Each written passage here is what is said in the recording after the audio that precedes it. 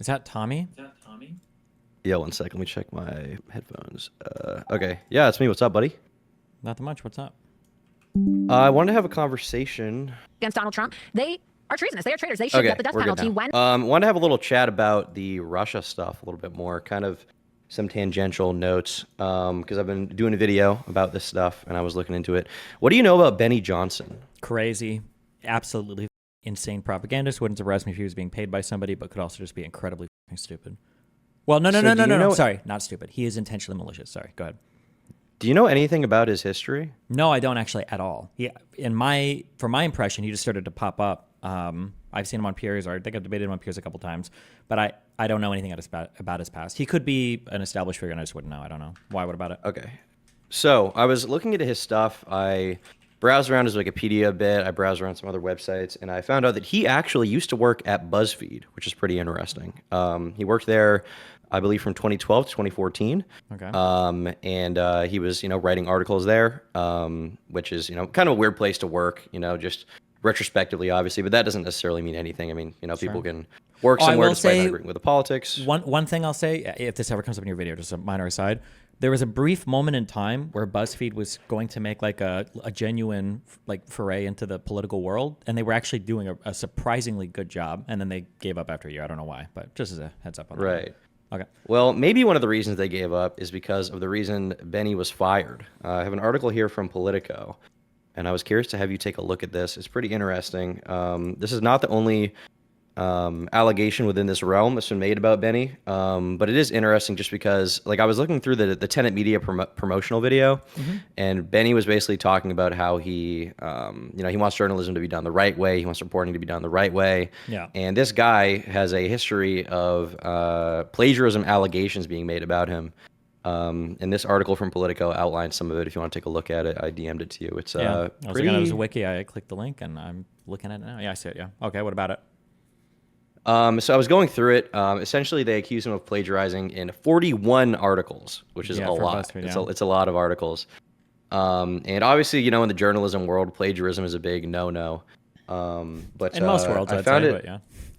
Yeah, well, especially in journalism, among journalists, it's a big no-no, right? Because, people write articles, they work on this stuff, they do research, and here he was, ironically, I don't know if he's ever accused you of just reading Wikipedia, but it's ironic that he was literally copying seemingly quotes from Wikipedia, and he ended up responding to it, saying that he was sorry for not attributing things properly. But the the funny thing about that is that nobody in the replies believes him, and that's not even what the editor at BuzzFeed said. He said that he was basically ripping from people.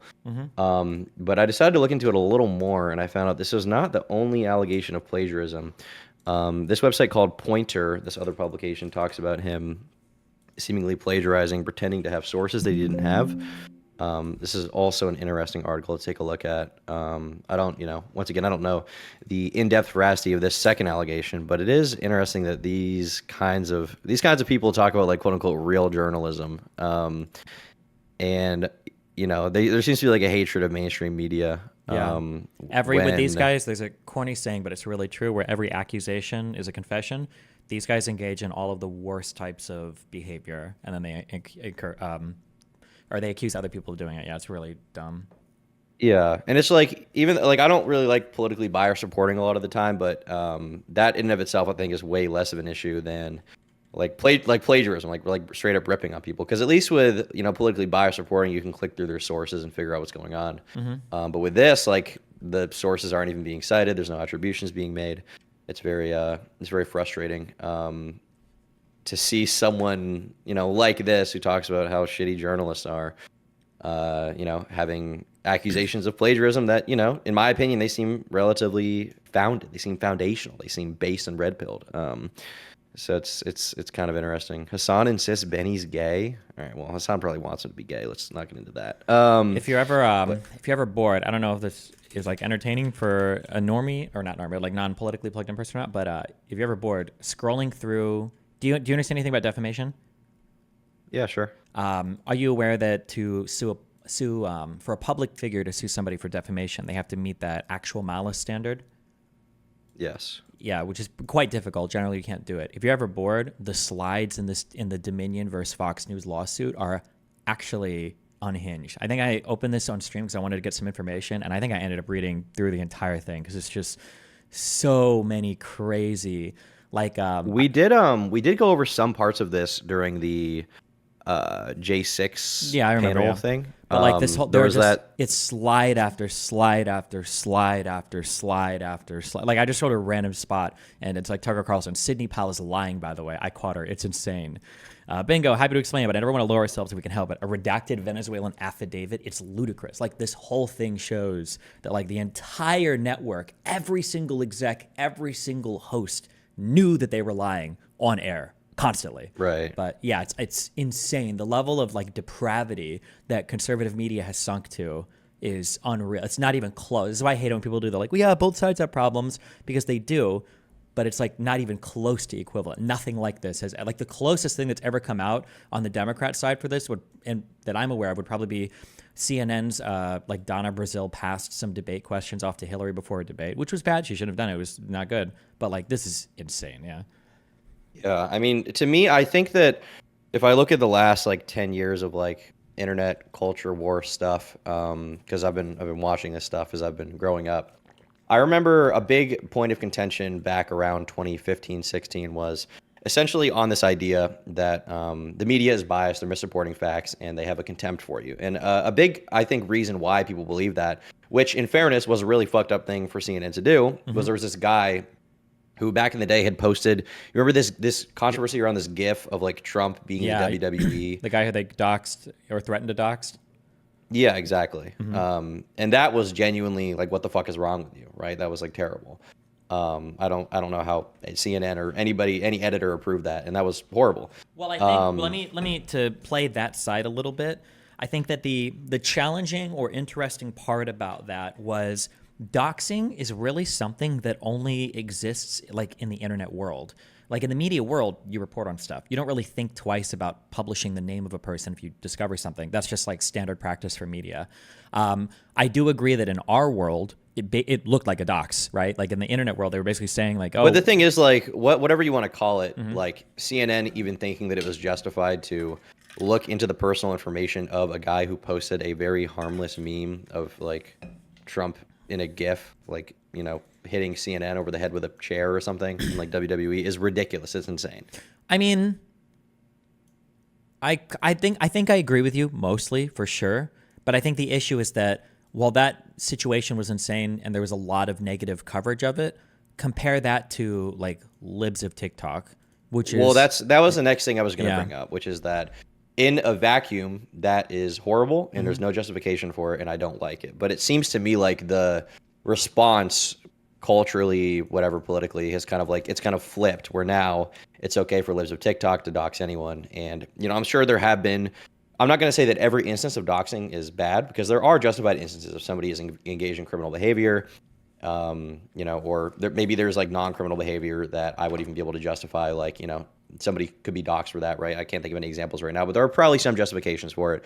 But the problem to me is like half the people they dox are, probably more than half, are completely undeserving. Like there was that case where this woman on Facebook had been like, I wish Trump got clipped or something.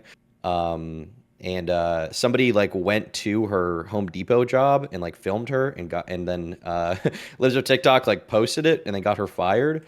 That guy drove apparently 2 hours to go and record her too at her job. Right. And then on the other hand, like you also have like, you know, Liz of TikTok is doxing people all the time, and that's completely unjustified. But then, you know, Taylor Lorenz, a journalist who I don't particularly like, but she went to Liz of TikTok's house to talk to her, and Liz of TikTok and, you know, a bunch of other people ran with the narrative that she was being doxed and it was a horrible thing. And it's like, well, I agree in a vacuum. Like nobody deserves that unless you're constantly doxing people all day. Here's something that I would say that I feel very, my feelings about this were kind of nebulous, but they've solidified and congealed a lot. Maybe you can talk me out of it, or maybe you agree. I think for media stuff, I think we should know who's like doing big reports. If there are massively popular accounts that are having like sway on our opinions in terms of media, I think it's worthy for people to unmask those accounts to know who they are. I'm not saying like addresses need to be posted, but I think it's really scary when you've got like 10 accounts that are totally fucking anonymous that have a huge sway on U.S. socio-cultural political opinions. Like I think like let's say that let's say there's like 10 accounts that are being posted constantly, right? Let's say that we find out that all 10 of those accounts are ran by Chinese people or Russian people or Iranian people. I think that's worthy to know. Like that's newsworthy, and I think we should know.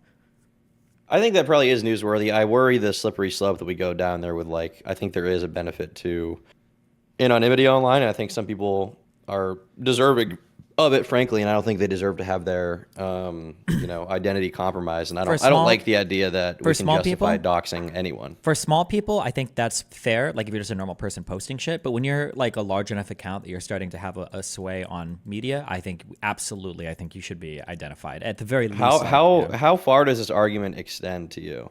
No clue, but people like Lives of TikTok are easily over the threshold. Would somebody with like 1,000 followers count? Probably not. But when you're starting to hit these top 10 Twitter accounts, and we have no idea who any of these people are, and they have significant input on how Americans feel about media, I think that's very scary. Like that, whatever the threat is of doxing, this is easily outweighing that threat, I think. Well, let's go down that line of thinking a little bit. So let's say you have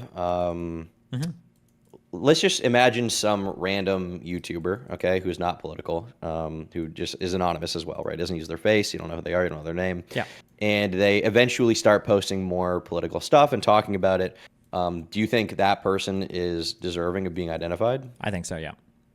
Really? Yeah. What is the threshold for you? Is it like one tweet? Like, let's say they say, like, I want to vote for Trump. Is that enough? I think once there's not going to be like a concrete way to measure it, but once you're starting to post like multiple things that have some kind of relationship with the current political media sphere, and you're anonymous, I think that should be looked at with a lot of scrutiny, I think.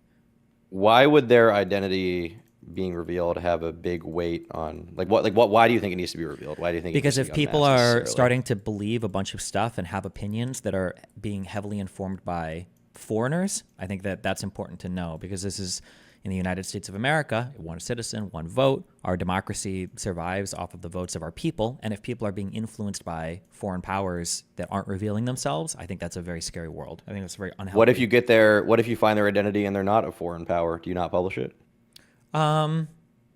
No, you don't have to. And even like, I'd even maybe be willing to say that you don't even have to publish a name, but just like a nationality or like where they live. Like, are they from Russia? Are they from China? Like America, like that. Like, I think it's probably fine. I don't think the name is necessarily important. I really want to know who is saying things that are not from this country.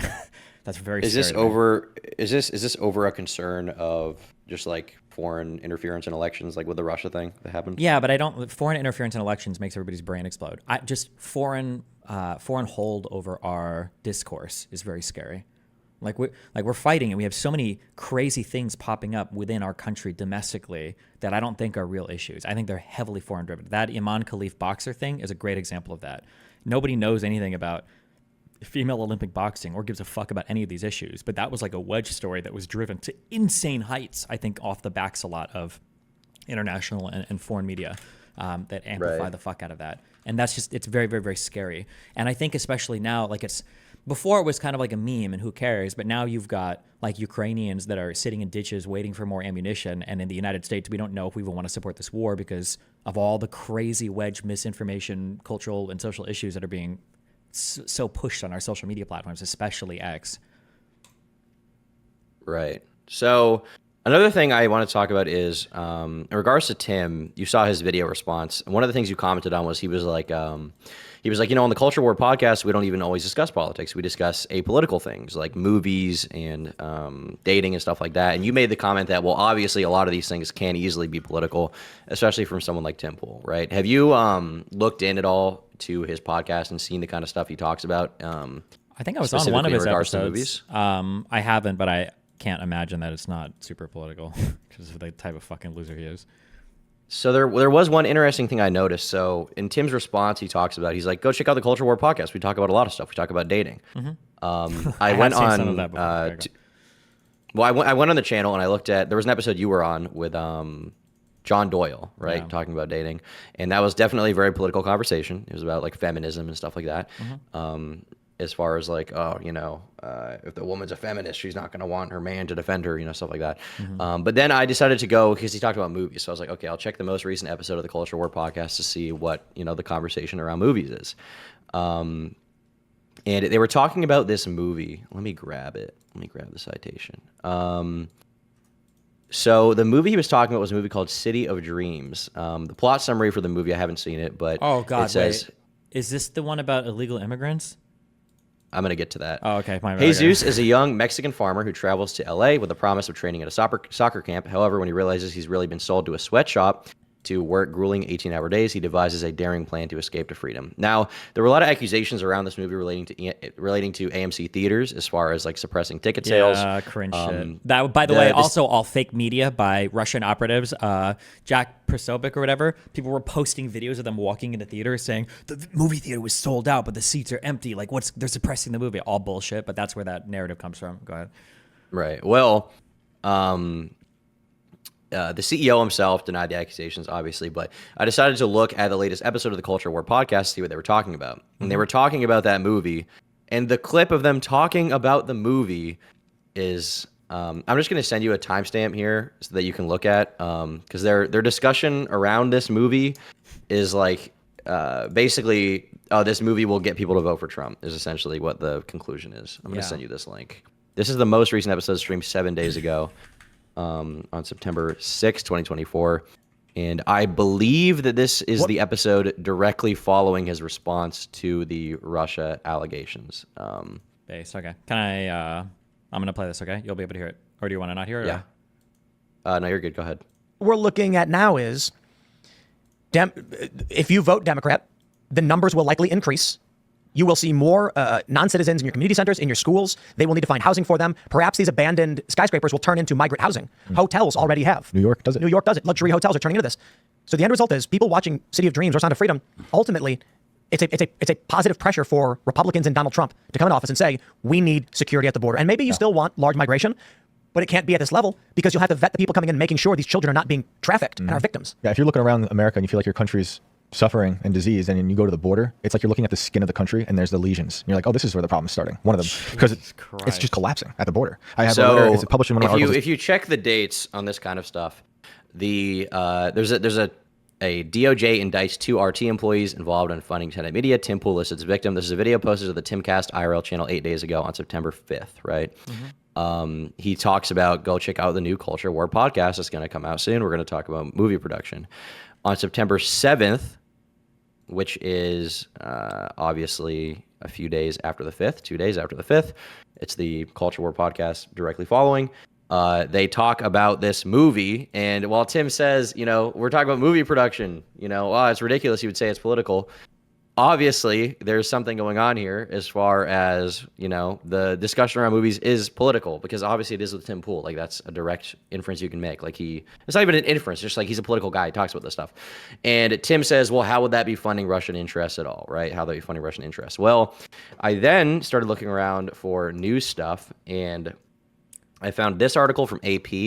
I haven't looked into all the sources, so I don't know how accurate all of it is. But essentially, they talk about how Russia may have a vested interest in Trump winning because he would have a more favorable kind of policy on them in regards to the Ukraine war.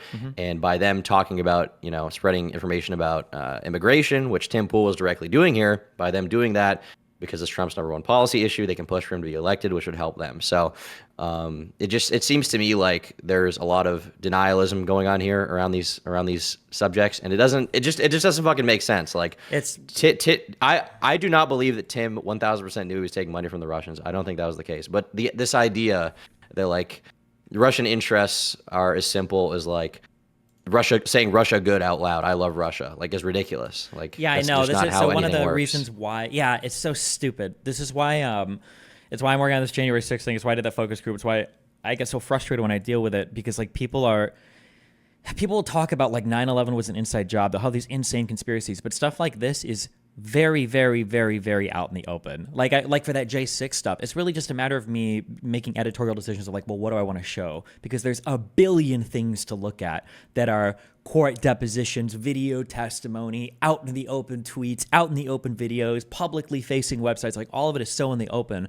And when you try to confront any of them on it, it's just like denial, denial, denial. And like you're just starting on this now, but like if you go down this rabbit hole, it never ends, and it's so flagrant and it's so blatant and it's so insane.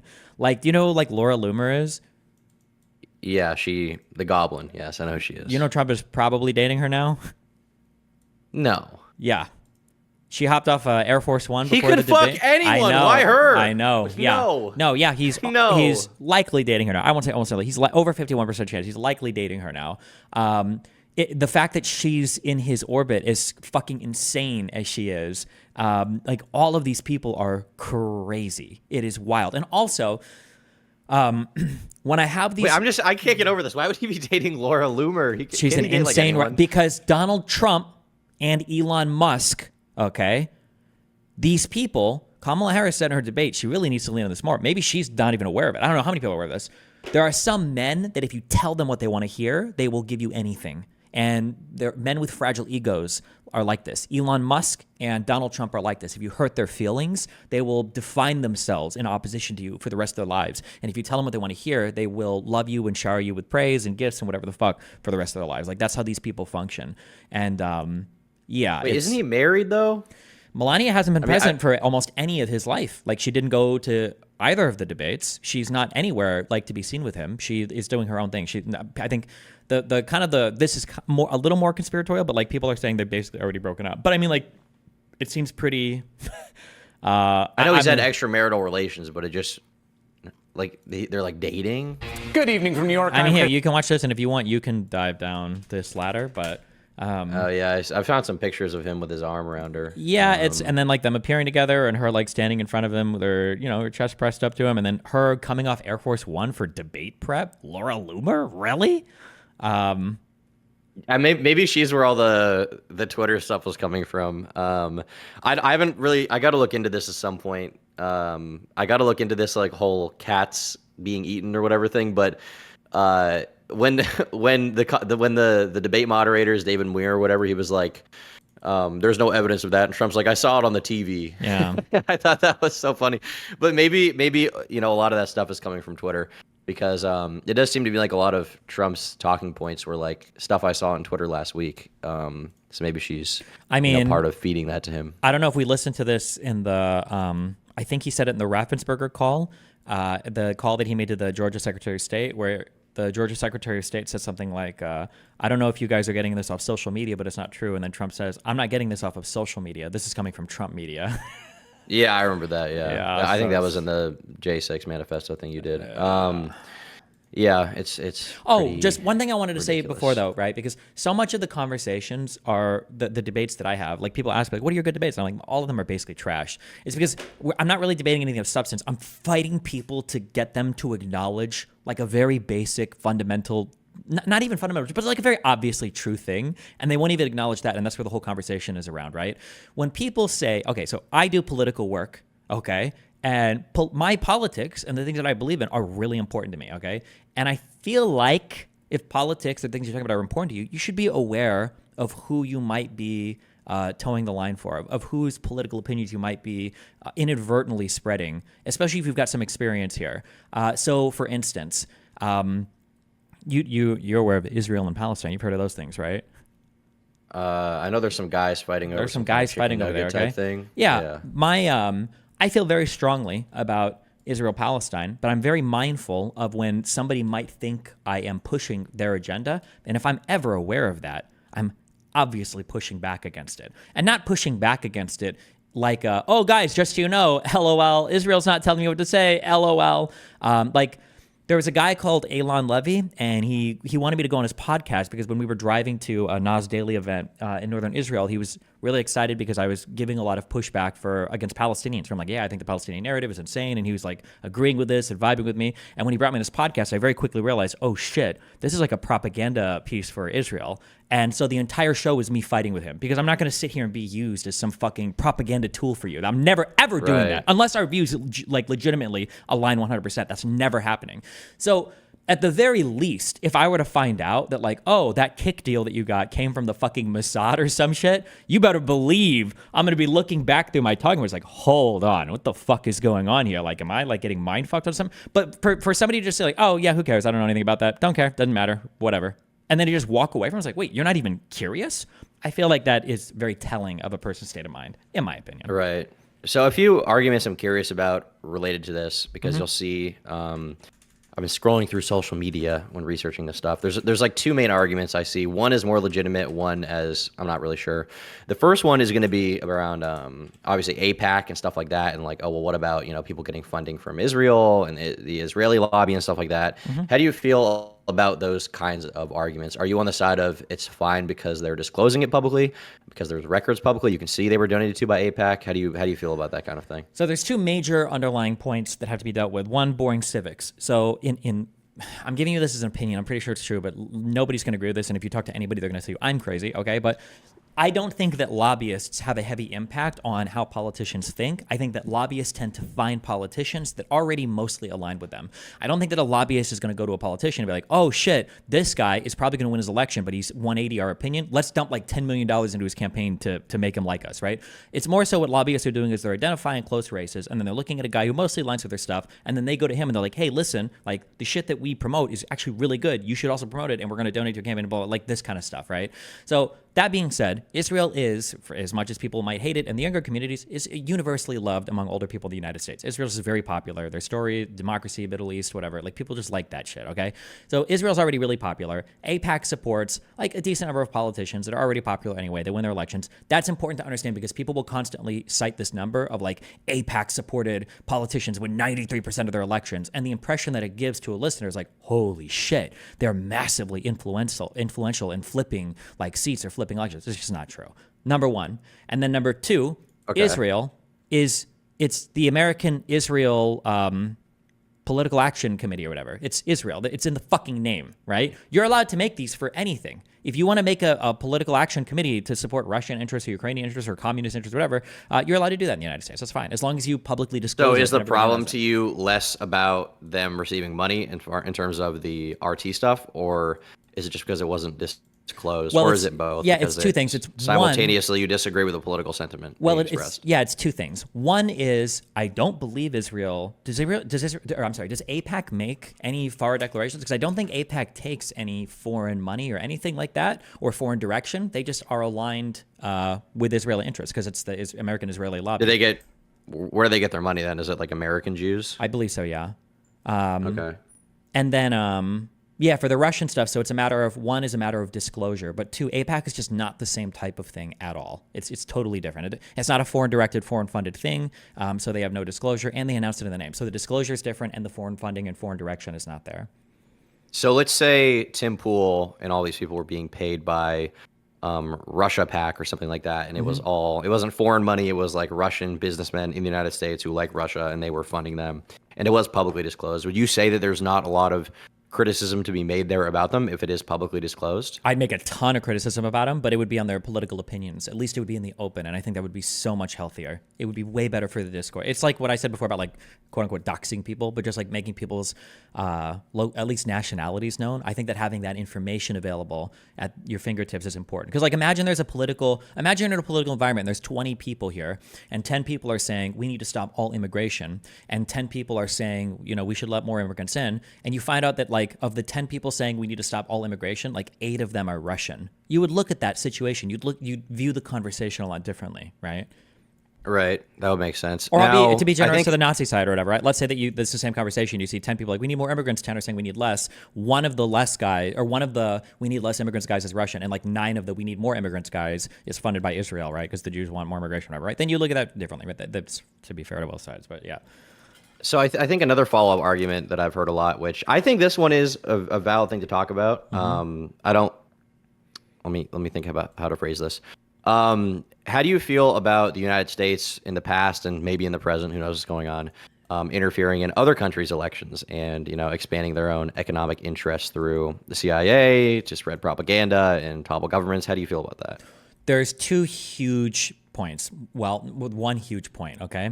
American foreign policy has dramatically changed since the fall of the Soviet Union. So usually the go-to for criticizing American foreign policy, people are going to bring up stuff we did like in South America during the Cold War. Whether you want to criticize us or not, it's a meaningfully different era. So I don't think it's fair to point to that and look at the modern American foreign policy. Well, I think the natural argument would be like, well, at the time, we didn't even know that they were doing it. We only found out recently as far as like, releases from the government and, documents and stuff like that, FOIA requests. We only found out about that recently. So who knows what they could be doing right now? To be fair, I'm not ultra well studied in Cold War stuff as well as I am with other things since I've been on Vivan. So I'm giving you this I'm hedging this take, but my guess is going to be everybody around the world knew that the United States and the Soviet Union were hardcore meddling with and fucking with other countries. Maybe there wasn't 100% proof, but like everybody just it was the Cold War. Well, people in the United States didn't know. We weren't having big conversations about it. I don't know. I don't have enough. I'm gonna. It was. I mean, they were classified documents. I mean, they might have been classified. They might have been classified, but I'm saying that people probably had an understanding that, like, generally speaking, that it was going on. I think everybody. Like containment was the policy of, fighting against communism, right? Like Vietnam, like Korea, we fought actual wars over it, and then go ahead. I could be wrong, but I would hedge my bets on the idea that the general public in the United States did not know that the U.S. government was using the CIA to topple governments for the purpose of furthering like the interests of like the United Fruit Company or whatever, for example. Sure. Okay, yeah, maybe. I mean, that'd be my guess, but. Regardless, post 91, our foreign policy is significantly different in terms of how we approach the world. I don't think that America, it's like the most well-known one that I'm aware of is apparently we spread some anti-Chinese vaccine propaganda in some country to try to make people not buy the Chinese vaccine more. I don't know why or what the purpose of that was, but in general, I don't think America should be involved in that, at least not against countries that aren't doing it to us already. So like if America was doing propaganda on like Russia and like China and Iran, that might be one thing. But I think that it kind of undermines our moral authority to fight back against people doing it to us. So I don't think we should do it. It's not good. But it's not the same as it was in the Cold War era. Seemingly, but it could be. We don't know. It's almost certainly isn't, especially because in today, it's so much harder to keep that kind of stuff under wraps because of cell phones, as cringe as that is. Like, it's very, very hard to do covert operations involving hundreds or thousands of people now because so many people communicate with so much information and everything is leaked all the time. That is true. But in fairness, the RT thing was kept under wraps for 2 years. Was it? Yeah. It was. It was. But well, 2 years ago. I mean, it was kept under. I mean, the indictment came out after 2 years, but like, how long did it take? I would argue that was actually a pretty quick operation. If they found out about it and they were doing all of this work, like that investigation has probably been at least 6 to 12 months, right? From the government's perspective, yes, but obviously, still 2 years for that to go on without any of the public knowing is a long time. Sure, but again, like this was an operation involving.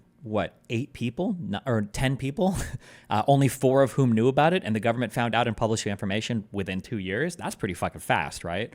Or maybe even within 1 year. It only launched like 9 months ago. Yeah. But who's to say, our government could be doing the same thing with 8 people and it could come out in a year or two. We wouldn't even know. I mean, it is possible, yeah. But I mean, it hasn't come out in 20 or 30 years for stuff like that. But we shouldn't. If we do it, we shouldn't. I don't think it's good. Are you curious at all about the history of like Cold War, Red Scare era, like CIA operations? Does that interest you or no?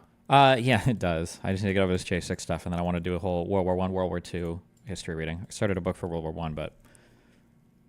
Okay, sounds good. Well, if you want to watch some good comprehensive videos about it, let me know. I know the places to look, but yeah, all right. Yeah, how you doing, buddy? How's it going? I'm great. I'm just chilling, big chilling. Nice. That's good to hear. Any big IRL podcast debates events coming up or no? No, I've just been kind of, chilling, working on this J6 thing. I think I roasted most of my bridges for the conservative stuff. Now that I see they don't want to debate on anything of substance, so kind of chilling now. Yeah. Waiting for, there's going to be like a huge political realignment after the election if Trump loses, so. I think Trump might lose. What do you think? Yeah, it's definitely possible, but I mean... who knows, right? Everything is so crazy. And the Democrats right now, I think the Democrats are on a really good path, but I think the Dems are also really lucky in that there haven't really been any bad things that have come up since what? For the last, I mean, like the Biden thing was a shakeup, but even with Biden, I don't know when the last big bad thing was. Like maybe the big inflation shit.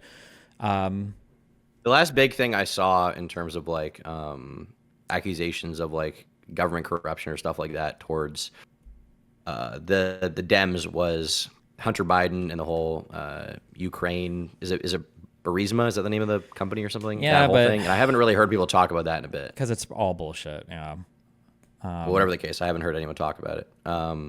Meanwhile, when I was watching that debate, because I watched it live, and one big thing I definitely noticed was Trump, I feel like a few years ago he was having more fun. He was more light on his feet. He was roasting people. He was a lot more smug. And in this debate, that energy wasn't really carried over. He seemed very angry. And I think that might have an effect on just how people view him overall, because he just, he didn't seem like he was having a good time. He didn't seem happy. He didn't seem aloof. And I think that was, to me especially, one of the things that was like really appealing about his personality, the fact that he was like above it all. He didn't care. He was an outside man, and he was like able to put these politicians on their back feet because they'd never been around someone like him. But Yeah, it seems there's- now, like, at least in that debate, Kamala was a lot more fucking smug than him. Yeah, 100%. The one thing that people have a difficult time understanding is anger, because it can be deployed in ways that's incredibly effective and in ways that's incredibly self-defeating. I don't know how long you've watched my stuff for, but like when I played League of Legends, like you could see this, to where there are times where for StarCraft, when I would play, if I was like angry at somebody, like it's funny, like usually I'm winning my games, I'm like screaming at people, like everybody's having a good time, it's whatever, and there's a lot of anger there. But that's different than like a salty kind of anger where somebody's like stewing. Yeah, I think upset. the difference in my view is like externalized anger at like the world around you versus like internalized anger over insecurity. And it seemed to me that like for example, you talked about this a lot, when Kamala made the joke about the rallies, Trump like had to interrupt the moderator and like have his own diatribe for a few minutes about the rallies and stuff. And whatever the case is with the rallies, whether his rallies are boring or she's I know he said she was bussing people in, whatever the case is there, he seemed to get very offended by that notion, and she didn't really even engage with that idea. She just kind of threw it out there and then backed off and went back to talking about what she wanted to do with the presidency. And I think that probably had a big way on it. I pulled my chat on how people felt about the debate, and like who won. And it was about 51 or 52% in favor of Trump and like 48%, or sorry, 51 or 52% in favor of Kamala and like 48% in favor of Trump, which I thought was interesting because in the past, I feel like with every debate I've seen, it's been kind of a smoke show for Trump, where even people who don't really like him are like, okay, he won, especially with Biden. But even before that, like at the RNC, in 2016, he was like clobbering them, he was destroying them. And his greatest asset was he didn't really even have to specifically talk about policy positions. He could just roast these people and make them look like phonies, which I think he did very well. Yeah. But now I think he's having a very hard time in making Kamala look stuck up.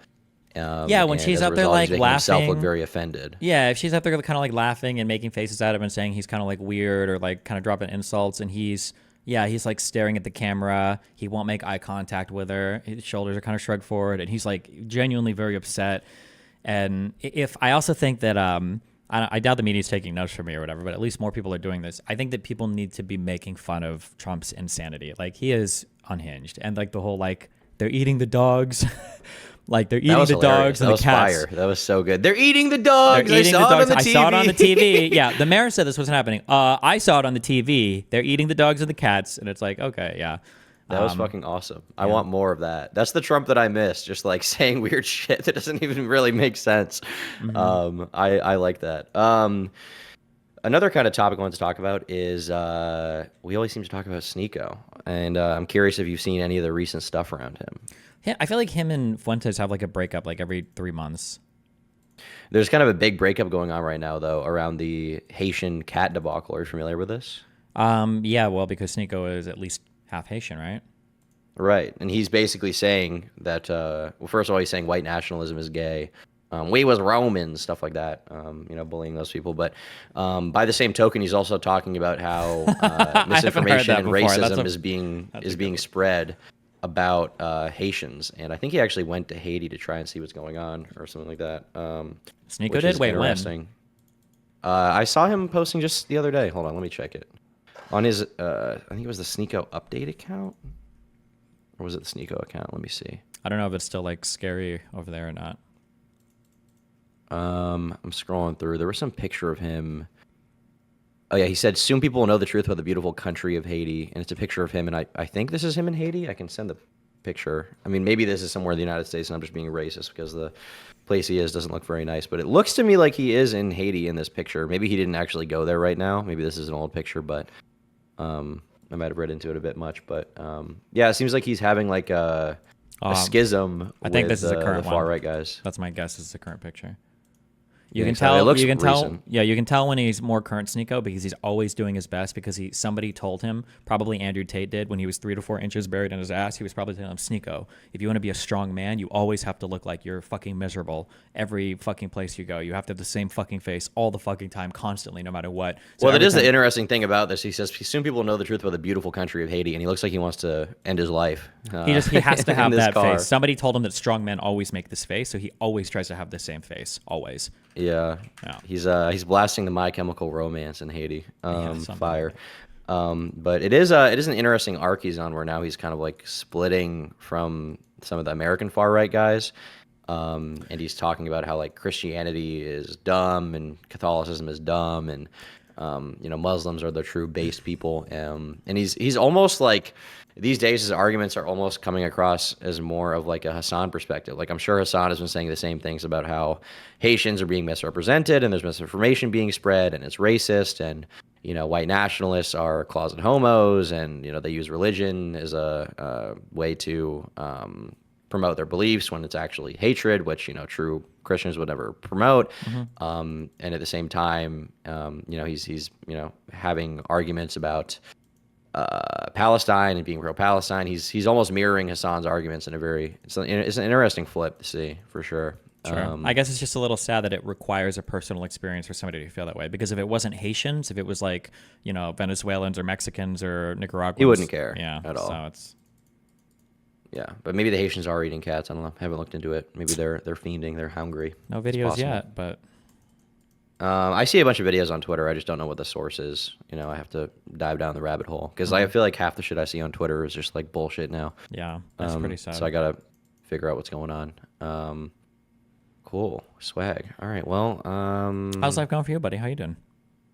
it's good. Just making videos and stuff. Trying to grind the freaking content out. I've been like really focused on I don't want to have to rely on like outside advertisers and stuff like that. As far as like taking brand deals and stuff. So I've been trying to get my own stuff off the ground with merch drops, and they're going really well. But it's just like so in the past when I've taken like a sponsorship from a company, right? It's like they pay me 10, 15, whatever it is, and I do the ad for them. And it's like at no cost to me, right? Ultimately. Yeah. But now, like when I produce merch, it's like if I want to sell, like recently the drop I did was like 1,200 units. To get those made and shipped to the US before we even sold them, it was like $10,000. And then, after you get it sold on the website, you get them all shipped out. And I do have a guy for that, but then You get have the to money like back. hold inventory. You've got to like buy in advance and shit, or You don't have to. I like to do it that way because for my problem with pre-orders is I want to make sure that I can actually deliver on the product that I have.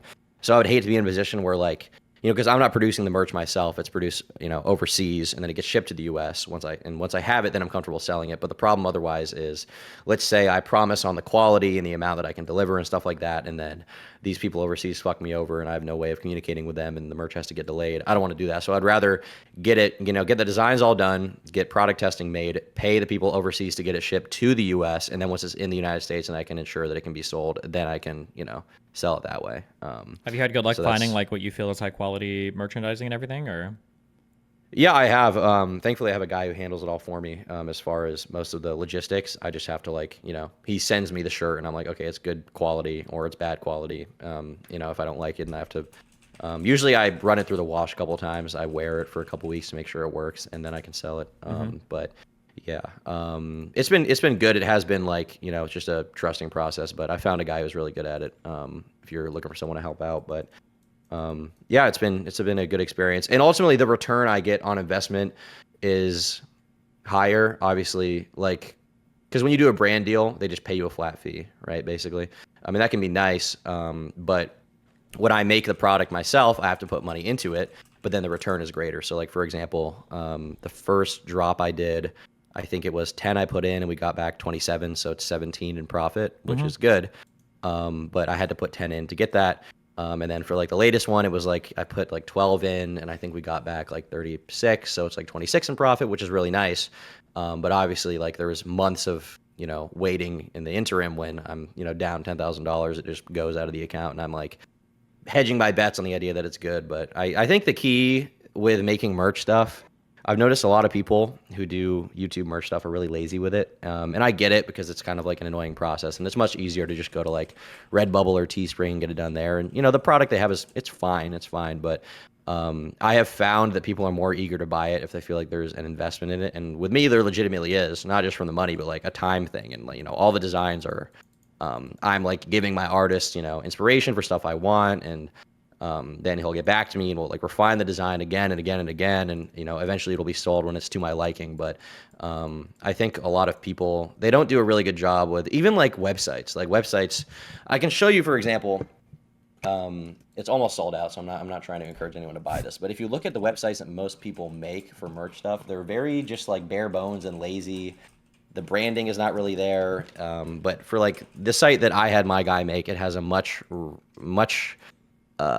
more refined aesthetic that reflects the merch itself. And we do this with every drop, which I think is good. But I think a lot of people aren't so interested in that because they see it as more like a quick kind of cash grab thing, which is fine.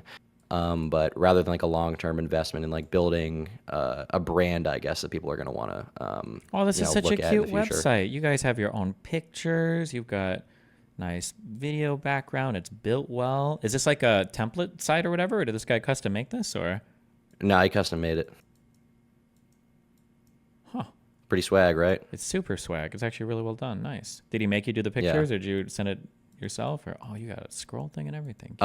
Yeah, I have a camera guy, so we did like a photo shoot when we did the merch ad, and then we just sent the pictures to him, and then he put them all up there. But yeah, it came out pretty good. But yeah, I guess if you're looking for some merch help, I can hook you up with him. But yeah, it's been going good. It's just like it's a process of figuring out business, which I'm not super great at yet. All I really know right now is like if you make something good and put a little money into it and promote it to people, it'll probably sell. But that's like the extent of my knowledge on these things. So apart from that, it's more ethereal, esoteric, intangible things like what makes a design good or stuff like that, which is just me, guessing basically. But yeah. Cool. All right. Well, I think that's about all I wanted to talk about. But You followed any of the Ethan Hasan stuff? Oh yeah, with Frogan. Yeah, I haven't looked at it yet, but I see about links.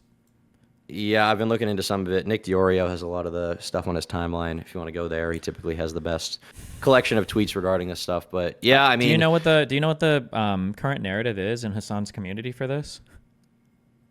It seems to be that Ethan doesn't understand history and historical analysis because he said that Osama bin Laden did 9/11 because he didn't want Americans to be able to vote, and Osama didn't like Jews, when the perspective I assume of Frogan and Hasan is more that like the American foreign policy position was to like meddle in the Middle East, and that's why Osama was mad. That I assume is the deal. There's that, but Is that more the gist? broadly, yeah, I mean, it's always stupid shit about that, but more broadly, it's kind of annoying. It's the only reason I have to kind of pay attention to it because I can't let it go unanswered, is Hasan has blamed me entirely and my community for why him and Ethan split up. And that's like the popular narrative that his community pushes. Is really fucking irritating because this is like Hasan fucked this relationship up hardcore. It's probably Have you ever even spoken to Ethan once in your life? I think Ethan and I have exchanged a grand total of like 4 DMs. I think like 12 months ago. I think it was like October 10th or something last year. Yeah. That's after the Leftovers breakup, no? I don't remember. I think it was around then because people were typing a lot of crazy shit. And I think I either sent a message of support or something like that. But I think he sent me like 2 messages back. It was like we've exchanged like 4 messages in our entire lives. That's it. Right. Yeah. So when I was watching over all that stuff, because I was making videos about it at the time, my understanding was Ethan and Hasan breaking up was less so about their difference of opinion on Israel-Palestine, and it was more so over Hasan's community basically harassing Ethan, calling him genocidal, calling him racist, and Ethan was upset over the fact that Hasan was unwilling to at least fight back a little bit and argue with those people. There's that one really infamous clip where Ethan's like, these people are saying this crazy shit about me. And Hasan's like, well, I see why they're saying that. Can you really blame them? Yes, given what you've been correct. saying. Yeah. Which is obviously, very ironic because Hasan would never extend that kind of thing to another person, like, for example, Ludwig, who made a very light joke about him. Or XQC. Yeah. Yeah. Where Hasan, when I he's did viewing end other up- people's communities, Hasan assumes that the content creator has full control over the communities. And it's funny. It's just like the conservative thing earlier, where people will like play stupid. It's like, oh, well, I'm not, I said I don't like Russia, so I must not be taking orders from them or anything because I said I don't like them, right? It's like, it'll be like when a content creator says like, listen, I can't control my community at all. I have no idea what they're saying. When you like go on stream or like in a YouTube video, you're like, hey, yeah, this guy, we all know him, right? And you're like, well, I didn't say anything bad about you. I just said, we know you, bro. That's exactly what Hasan was like. And his own mods and his Discord were posting unhinged, insane things about Ela, especially, and Ethan. And Hasan is like completely hands off, probably because he agrees with most of it, because he's either anti-Semitic or he just is fucking unhinged politically. Yeah, it's insane. And yeah, that was 100% the reason. But he tries to pin all of it on my community and me. Hasan does. So I think he pins it all on you because Ethan has had a few like somewhat favorable comments towards you publicly in the past year. He's been like, yeah, Destiny's a political commentator. I like him sometimes. He destroys people in debates. He said that, and I think that really pisses off Hasan. I think Hasan really doesn't like the idea that you are like kind of the more legitimate underdog version of him. Oh, yeah. He's insecure about that. Which is, to me, a crazy thing to be insecure about, just given the fact that, he has so much money. He drives a Porsche. He's, no offense, he's way more rich than you. He is. Well, he's way more popular. So from my perspective, like, why would let's you slow even down be, there, buddy. If I was in Okay, this, let's slow down. Okay. I got a lot of reach Hold outside on. of my Let own me finish community. my I don't know if point. he's Let me more finish my popular. Okay. Also, I don't know how much money makes more. He gets Primes more don't pay out viewers that on much. stream. He gets more viewers on stream. Live stream viewers, that's just one metric, baby. Okay. I'm on a lot of shows. Listen, go compare the viewership that he gets on podcasts when he goes on versus when I guest. Okay. I bring the views, baby. He doesn't get shit.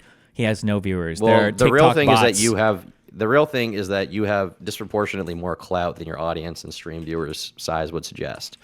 And I don't think he likes that, because I think for him, the ultimate thing that he likes is clout, because the money at this point is meaningless. That's my I think it's clout. I analysis do of think that. it's a bit of legitimacy as well, though. Like you said, he doesn't like being seen as like an uneducated version of me, or he doesn't like it when people imply that. So yeah, but then he doesn't put any work into being more educated. So I don't know, it's dumb. He doesn't like being seen as like the guy who loses debates, and he also just doesn't like the idea that you're not like shunned by everyone around the world. What was I going to talk about? Oh yeah, I want to talk about Ludwig real quick. So this is kind of old news, but I just never brought it up with you, so I'm curious to talk about it now. I had made this video talking about Ludwig because another commentary channel named Cheeto had criticized Ludwig for basically this idea that Ludwig was like protecting Chris Tyson during the Chris Tyson allegations by not covering it. I thought Cheeto's criticisms were dumb, so I made a video about that, and then I also brought up this stuff with Ludwig, Hasan, and you. In particular, it was the instance that I talked about just now where Hasan got upset over the fact that Ludwig had included the clip of him talking about streamer fatigue or whatever. And Hasan got mad at that. And I included that in my criticism of Ludwig, because I was like, well, if Ludwig wants to talk about journalistic integrity, how much journalistic integrity can you really have when you're covering for your friend, when you make a simple light joke about him, and your follow-up video is all glazing him, right? And so it's that's what I lying. talked about. And it's lying. It's lying. It's lying. Remember that too. When Ludwig took that video down, he said, "Oh, we took it down because it wasn't performing that well." That was a fucking lie. And It is a lie, when he reposted yes. that video, he had blamed all of it. I think he managed to edit this out, because YouTube lets you live edit videos now. I think he edited it out where he got a DM from some random fucking guy on Twitter, and then he just ascribed it to my entire fan base. But there was no evidence Right. whatsoever. Yeah. But, okay. Yeah. Go ahead. So the reason I bring those things up is because I brought both of those things up in a 26-minute video that I made, and Ludwig actually watched it. He was in my live stream chat the next day talking about Mr. Beast drama, maybe not the next day, but shortly after. And he also left a comment on the video, and here's what he said. He said, "Fair video, but the Destiny clip where I claimed it was one of his fans, I deleted it within 30 minutes of the video going up and sent an apology and retraction. It was a mistake, yes, but there's a reason you need to use Destiny's reaction to show the clip, and that's because it was viewed by less than 50,000 people on my channel while it was live, but ultimately you're as good as your biggest L's, and that's how it be." So, yeah, how do you feel about that kind of comment? Did he apologize to you? Did he issue a retraction? Fuck no. He didn't apologize to me. Or maybe he said an apology on stream or whatever. But I didn't say that. Gotcha. Well, one thing I did find interesting about it is... Well, wait. Hold on, wait. Just to be clear, again, Actually, I wouldn't even accept an apology anyway, so it's good that he didn't waste his time messaging me. That accusation from a normie, I could understand. From a content creator, makes no fucking sense. You're a big creator, right? You know that if you got a random DM from some guy, like, and he said, like, here's what I feel like right now. Some random guy could send a DM to Ludwig and go, hey, I'm going to eat your fucking girlfriend's head. Also, I'm the biggest Destiny fan. And fucking Ludwig, okay, after he pulls Hasan's cock out of his throat, would post a YouTube video the next day going like, unhinged Destiny fan DMs me. Like, bro, you know better. Come the fuck on. You're really going to take one guy DMing you and look through like 2 tweets and assume that this is like a loyal fan of mine? Come on, bro. Like, there was no reason for him to make that assumption. He was so desperate to get that Hasan dick back in his ass that he had to make a fucking video throwing my fan base under the bus, like, as aggressively as possible. Right? You admit he knows better, right? You would know better, right? Of course. Yeah. Of course, so that irritated the fuck out of me. Not just because he was wrong, but because he should definitely know that that was not a good assumption, right? But yeah. Okay. But another thing I found interesting is that he watched the video, and in the video, that was one thing I talked about, and he did respond to that, but he did not respond in the comment to the thing about Hasan and journalistic integrity and, you know, removing the video and all that stuff. And he just said fair video. So I'm curious. Fuck, hold on. Damn, battery die?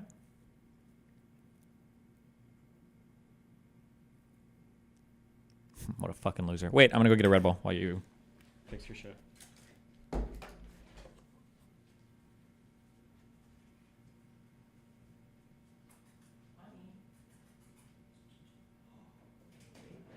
Okay, you hear me?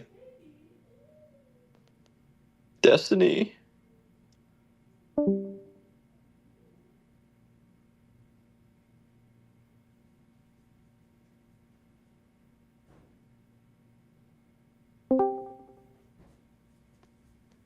Hello? Sorry, I'm here. I had to get a Red Bull. What's up? Okay. Yeah. My mic just disconnected, but whatever. I'm curious if, in retrospect, he regrets how that went, or if he'll ever express any public sentiment towards it.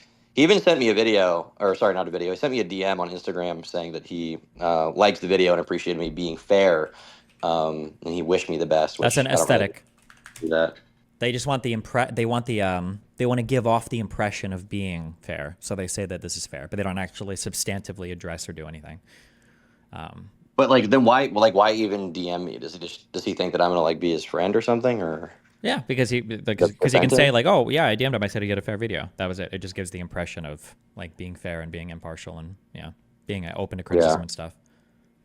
Well, I hope someday he will acknowledge the Hasan glazing allegations. I think that'll be good to see. Only if Hasan loses relevancy or viewers. Remember, these guys like survive off of each other's, I guess, like appreciation, which is stupid because they don't even collab that much. It's pretty cringe, but whatever. Yeah. Well, I do need to red pill you on something in relation to this. Okay. Now, obviously, you could never be friendly with any of these people. You can never interact with them favorably, and I don't expect you to. Which people? But I do got to say. Like the Twitch oligarchy, like that whole friend group, you know what I mean? Well, I'm actually on good terms with most of them, believe it or not.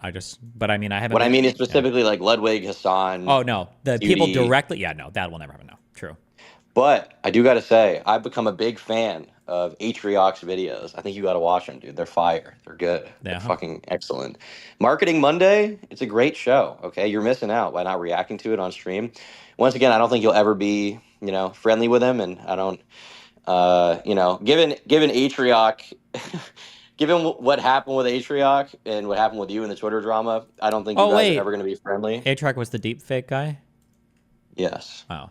Wait, why would we never be friendly? I defended him. I think deepfakes are based. Jerk off, King. You may have defended him, but he is, friends with Ludwig, and obviously he doesn't want to lose that connection again, which I assume was kind of a tenuous relationship for a while, given what happened.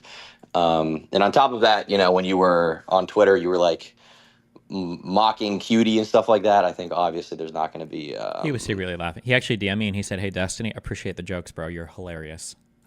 Yeah, I'm sure he did that. Well, all I'm saying is, look, shout out to Atrioc, shout out to Big A. I'm a huge fan. Marketing Monday is a fire show. It's just, it's got to be, listen, it's got to be watched. The content is too good. The content's too good. You can't deny it.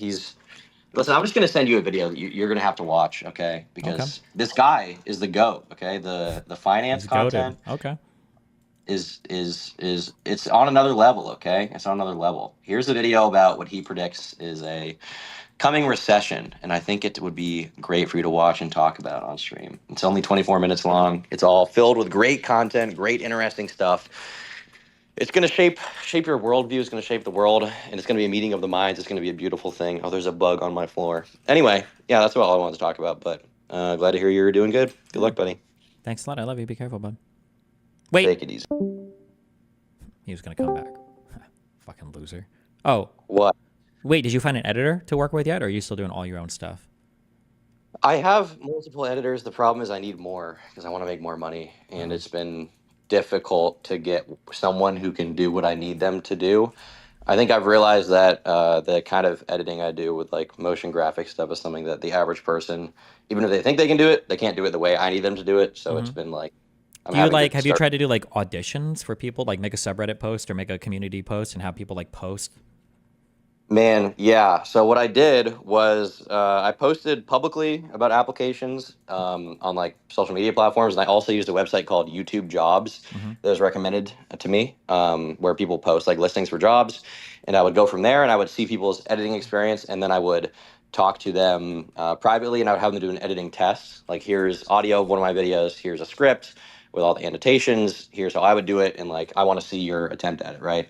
And I got like 200 applications, and I don't think that even one person was able to do what I needed them to do. Yeah, unfortunately. So I've just realized I think I have to train people. So that's what I'm getting my main editor to do a training course right now. But yeah, it's been a fucking pain in my fucking asshole. Damn. Well. Good luck. If anybody in Destiny's chat wants an editing job, if you're experienced in Premiere Pro, specifically in After Effects or DaVinci Resolve, if you can do 3D animation, VFX work, and you think you're good at it, send me an email at turkeytombusiness@yahoo.com. Have you not tried dipping into the fuck? Was it the War Room? What did Sneako call his editor? The creativity kit. You got to go into that Discord and grab people, bro. Yeah, I don't know. I will say his main editor, I think his name's Hamza. That guy is really good at editing, and he built a really impressive editing business. I watched a video about the other day, but most of his money was seemingly made after the whole Sneako thing. I think he said the most he ever made in 1 month working for Sneako was like $8,000, which is not that much considering the amount of views and money Sneako was making. But yeah, that guy is really, really good at editing, and at this point, you can't hire him for anything. He's making $500K a month, and he works an hour a day because he's hired a bunch of people to help him out. So, yeah, he really figured out how to scale his shit. But, yeah. Anyway, if you're really experienced in editing and you want money, I pay thousands of dollars a month. Okay, I just need one of you fuckers. Okay, I need one of you. So, if you want to, apply for a job, if you're in chat, let me know. All right. Make sure you're racist as fuck, just like me. Anyway, yeah, that's about it. Have fun. Be careful. Bye.